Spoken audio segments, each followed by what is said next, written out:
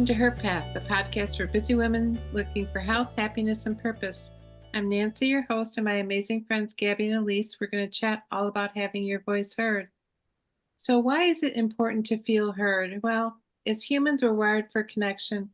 It's a basic human need to feel heard, valued, and connected to others. I've known many women, myself included, who didn't feel, for lack of a better word, worthy of being heard. And I know that sounds funny, odd, yet I completely understand. Growing up, I had a very dominating yet amazing father, and I think he really valued children being seen and not heard. And so when you're raised in a home where your role models are one dominant and one very passive, it's easy to feel like your voice or what you have to say is not important. And for me, this eventually led to deep bitterness, resentment, and a ton of confusion. I was so dedicated to others, I had absolutely no idea what I wanted for myself. So for me, I really think and feel this life lesson for me is about finding my voice and expressing what is important to me. So let me check in with you ladies. Where in your life have you not feel heard, and what have been the consequences?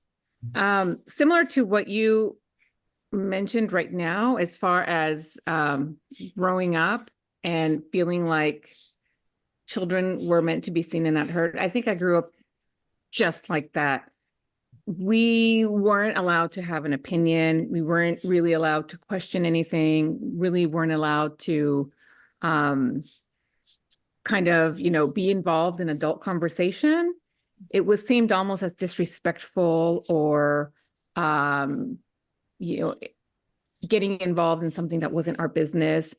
And most of the time it was being shut down, being told that, this isn't any of your concern right now.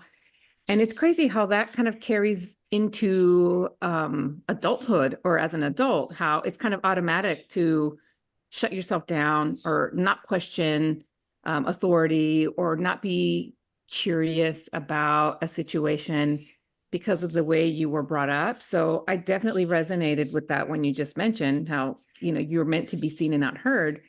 And sometimes even as adult, I find myself going to that place where tend to, be very just in my mind and not expressing or sharing. And that is super detrimental to being heard, literally, for sure. Right. I know for me, it ended up being like, when I had that, it ended up translating into a belief that I wasn't worthy. And so for me, I think I really felt, I know as a young woman, I was more like, I'm fine. I don't care. Whatever you want. I was kind of going along with the crowd. And I think that was really, really detrimental to me growing up. How about I you? agree. And then it brings up even anxiety of like a fear of speaking up. Because, what if what I say is not important? It really isn't worthy of, conversation, or that fear of judgment of, being looked down upon for trying to participate in just expression. And it just gets embedded so deeply into your being sometimes. And when you're not aware of it, it can cause so many problems and relationships, in communicating with at work, in your job. And sometimes we tend to shut ourselves down also when we try to get curious with ourselves or start to explore things with ourselves. It really can, at least I've seen and felt in my own experience, that sometimes it causes me to shut myself down also. 100%. How about you, Elise? So my upbringing was very different. I was brought up with parents who valued what we had to say and included us in conversations. And, my father was a sociology professor, so we were almost mandated to have opinions and share our opinions and dialogue. And the dinner, we ate dinner as a family every night, and we were expected no TVs on and had to have those conversations. And so I think that raised me to know that my voice matters, and to know that to be less afraid of sharing my voice and sharing my values and being heard. For me, where I hit roadblocks was at work. I would have leaders along the way. I mean, I was blessed to have amazing leaders. But not every leader can be amazing. And I can think of one that did not want my voice heard and did not want me to be my authentic self and to bring my ideals and ideas and perspectives.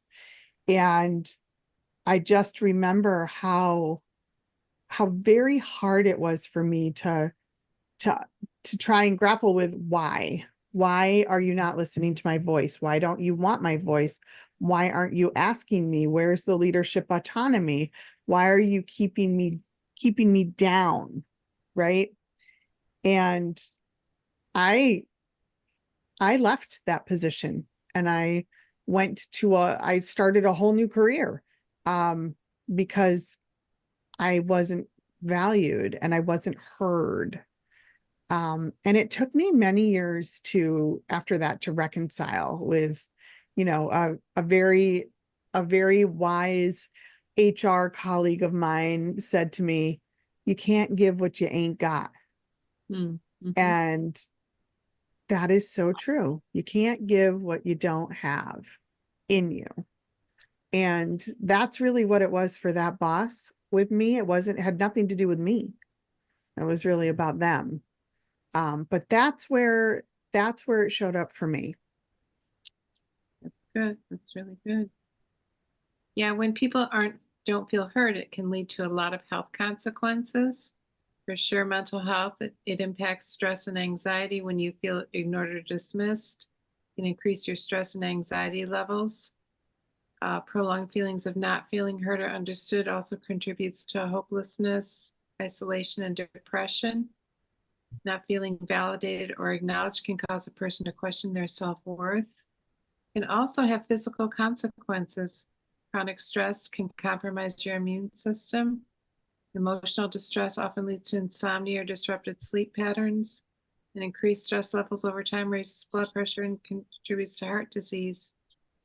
Also, people can turn to unhealthy coping mechanisms such as overeating to fill the void by not feeling emotionally supported. So many things. Emotional stress from feeling unheard can make it harder to focus, reducing productivity and cognitive function. You can ruminate. So it's a consequence that can lead to many, many things. So for me, it was only with a ton of coaching and having close friends that, they really helped me feel what I have to say matters. So how can we overcome it is the question, right? I think building self-confidence is the first step, and it starts with a really simple acknowledgement of all the things you're good at. I mean, creating a folder, like really going deep and really taking some time and like, what am I really good at? Being really, mindful, believing in yourself. You have to start with a really small list and make every accomplishment, because it builds self-confidence. Even like you tied your shoes, you rode your bike, all the things you've done, it's really good to do that. Make sure you're speaking loudly and clearly. Pay attention to body language. Are you open or closed? Be focused and present and maintain good eye contact. And I would say if you recognize that you're someone who's not felt heard, maybe helping someone else to feel heard is a good first step. So being fully present, it's not about hitting them with a battery or questions and jumping in and finishing their sentences. It's about good eye contact and allowing them to speak when they need to speak. Only hearing someone without interruption, it allows for a very therapeutic bond to develop. And feeling comfortable with silence and not rushing in to fill the gaps is good. And active listening, when you can sit with a person, reflect back some of the emotion present, it shows that person you're really present with them. And you can practice reflective listening. That's when you listen to someone and repeat back their story using the same but some very different words. And it almost has a magical effect of letting that person look in the mirror and get a fresh perspective of their situation. Provides them with a bit of proof that you've been listening. Holding space for someone is about being present for the person in front of you, not judging them, but allowing them a safe space to feel their emotions. And validating their feelings. creates and strengthens a therapeutic bond. Listening but not fixing can be a challenge, not to run in or fix someone's problem, yet it's important for people to feel their own sense of autonomy. Anything else you think would help?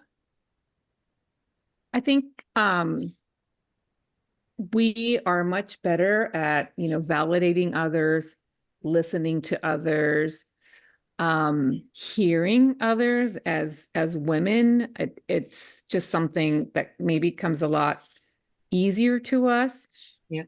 And I think it just takes a little bit of insight to acknowledge when we do feel that we are not either being heard or hearing ourselves, to model ourselves after ourselves and practice listening and hearing ourselves similarly to how we would do to someone else that we really, really care about, a close friend, a family member, someone that we really care about.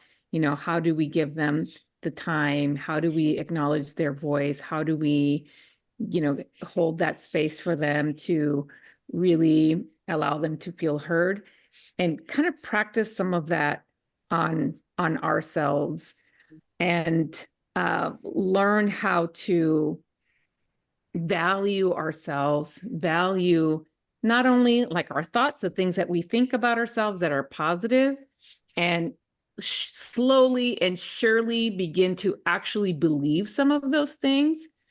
A lot of the times we seek so much external validation. We base our worth on what other people say to us and how they compliment us, and how they reassure us and make us feel good through their words. And we tend to downplay that and kind of shut it down sometimes. Or if someone, let's say someone compliments you, oh, that dress looks great on you. Oh, this whole thing, yeah, it's not a big deal. Downplaying it, kind of like quieting down your own voice. Or, hey, that was a great job on that project that you did. Like, oh, I could have done better. But it was all right. And just making a plan of, I'm not going to do that anymore. I'm not going to downplay myself. I'm not going to, make excuses for any of my successes.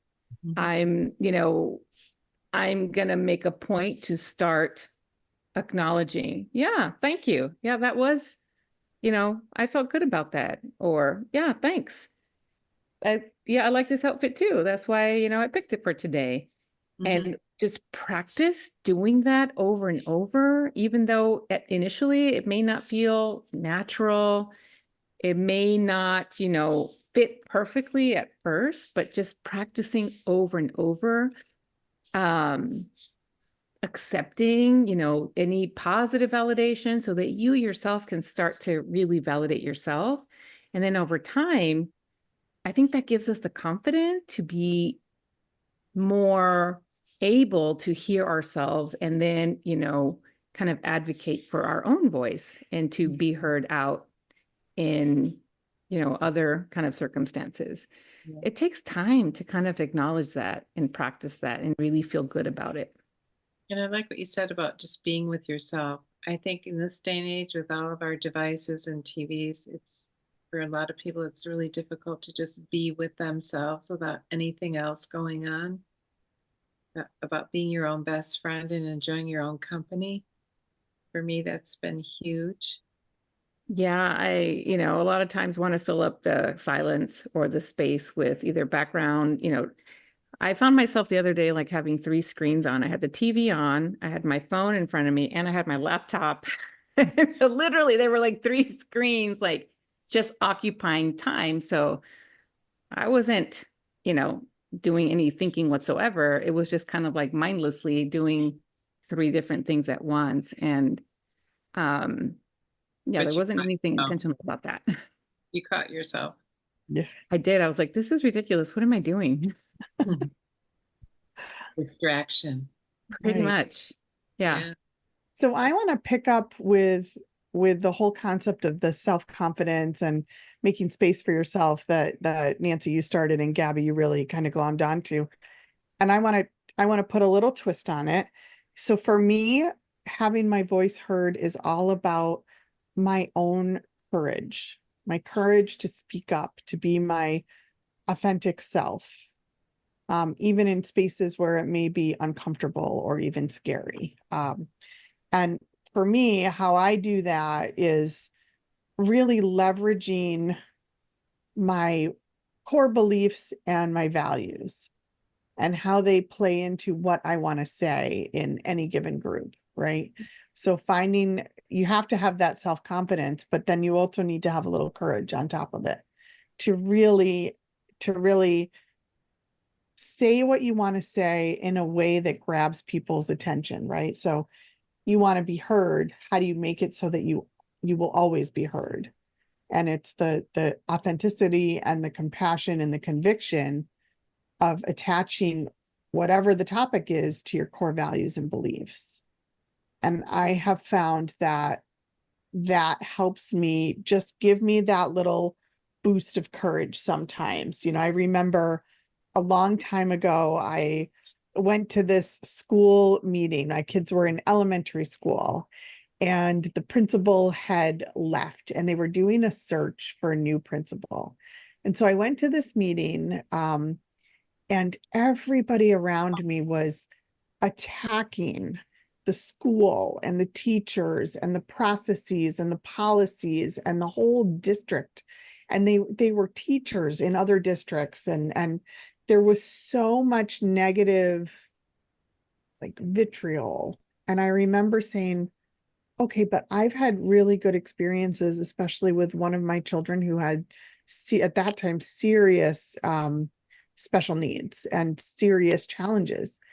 And I said, am I going to sit here and just listen to all of this, or am I going to give my point of view? And I really had to go back to my values and my core beliefs.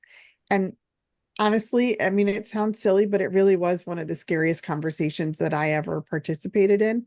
But I did stand up and give my point of view. And I said, I've heard what everyone else has to say, but I want to share that, you know, we've had a really positive experience, and my child has gotten just the best collaboration, the best creativity, the best dedication to make her the best version of her that she can be. And these teachers and specialists have partnered with us, and it was almost against everything that everybody else had said. And I got some daggers and I got some looks, and it wasn't for sure my most comfortable moment at all.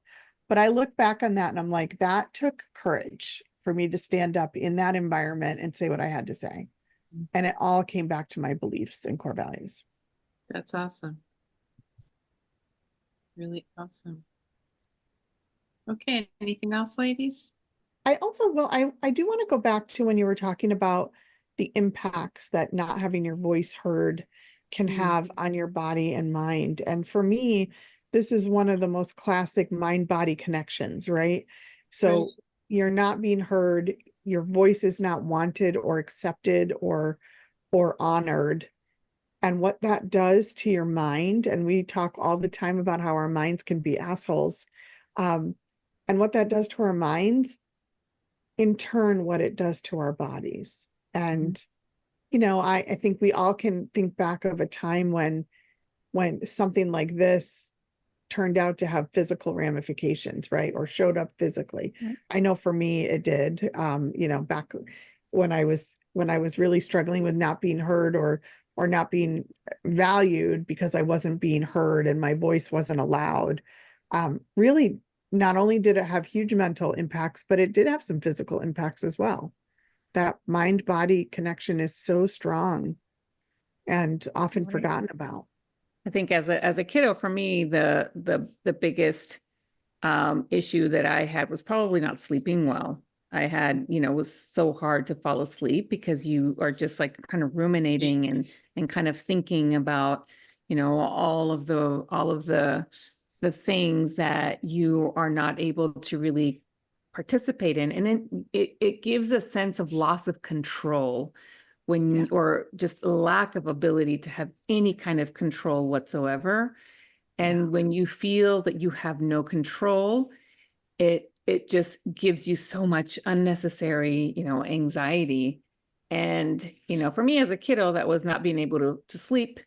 And I probably wet the bed until I was a little too old when I was, younger, which, I'm admitting to it now. But as a family medicine physician, with taking care of so many people, things that manifest for individuals who describe stressors, which in a part you can kind of, extrapolate to powerlessness, not feeling heard in a variety of different circumstances, whether it's, in a relationship at home, where there's a definite power imbalance, or, situations at work where, they feel that they are powerless, not being heard, not being respected in a certain way.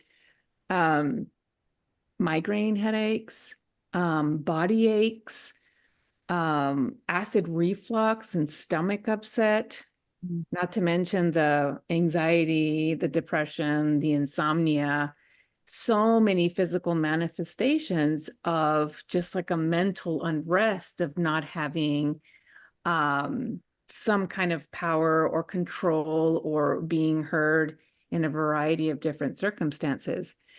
And the amazing thing is that for individuals who seem more resilient, more able to either, express themselves or, be confident in certain situations, even though they may not be perfect or, 100% how they would like,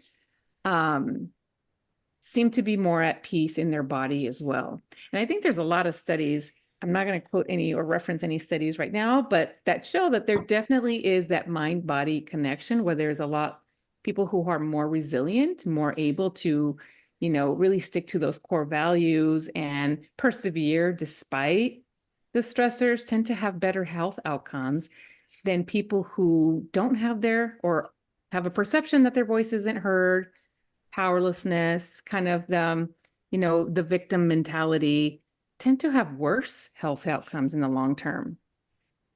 Wow. Yeah. That's interesting. I almost wonder if there is interesting thyroid problems. I have this book that I really love called Metaphysical Anatomy. Mm-hmm. I just looked up thyroid. That's a really thick book. Did you read all that? Did you read all that? Listen to this on thyroid problems. You have a deep fear of not being heard and being misunderstood. So you communicate your opinions with great urgency. You fear you will not have enough time to say what needs to be said. Pretty interesting. I'm just curious about the thyroid now. Well, inflammation, like if you think about how inflammation happens in our body, right? Inflammation, we think about it as a bad thing, but the purpose for it in the body is to heal something, heal something that's gone haywire. Right. But it doesn't feel good. It also does damage when the body is trying to heal something. At the same time, it causes, bad symptoms. It causes pain, causes fatigue, causes, intolerance to other things that you used to be able to tolerate. Stress, triggers inflammation in the body. And there's a lot of things that we don't in the medical community, 100% can attribute to a specific trigger, but definitely stress, whether it's caused by, whatever the circumstance, leads to a lot of inflammation, and some of that can trigger autoimmune processes that can affect our thyroid, that can affect our musculoskeletal system, that can affect our, our bone marrow. It can affect our brain. It can affect so many systems. Right. And it can be something challenging to really reconcile. Right. Huge respect for our bodies. Huge respect. Right. Okay, ladies, it's been great having this conversation with you. I really look forward to our time together. And to our amazing listeners, if you've gotten some value or insights, please like and share this podcast. Or if you've resonated with this, please reach out to a friend, coach, or therapist and get yourself heard. Until next time, speak up and share your incredible voices.